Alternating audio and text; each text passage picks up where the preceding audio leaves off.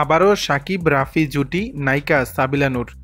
ঢাকাই চলচ্চিত্রের শীর্ষ নায়ক শাকিব খানের পরবর্তী সিনেমার নায়িকা হিসেবে ছোট পর্দার জনপ্রিয় অভিনেত্রী সাবিলা নূরকে নিয়ে বিভিন্ন গুঞ্জন বেশ কয়েকদিন ধরেই শোনা যাচ্ছিল।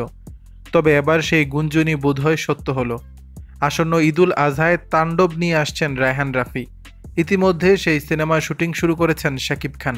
আগামী ২৮ মার্চ নায়কের জন্মদিনে ফার্স্ট লুক প্রকাশ করে সিনেমাটির আনুষ্ঠানিক ঘোষণা দেবে সিনেমাটির প্রযোজনা প্রতিষ্ঠান আলফা আই এসবিএফ বাংলাদেশ। সিনেমাটির শুটিং শুরু হলেও এতে শাকিবের বিপরীতে কে থাকছেন তা ঈদের পর প্রকাশ্যে আনবেন বলে গণমাধ্যমকে জানিয়েছিলেন নির্মাতা। তবে খোঁজ নিয়ে জানা গেছে তাণ্ডবে শাকিব খানের বিপরীতে অভিনয় করছেন ছোট পর্দার অভিনেত্রী সাবিলা নূর।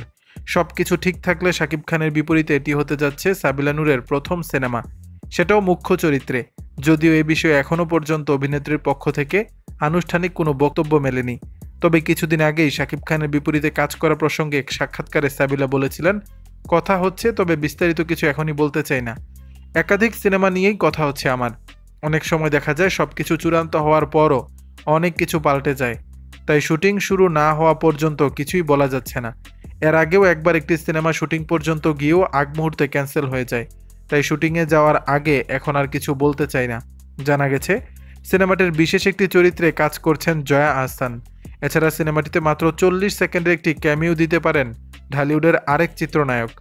সিনেমাটির এক প্রযোজনা প্রতিষ্ঠান সূত্রে আরও জানা গেছে, দেশের একটি টেলিভিশন চ্যানেলে হামলাকে কেন্দ্র করে এগিয়ে যাবে তাণ্ডব সিনেমার গল্প।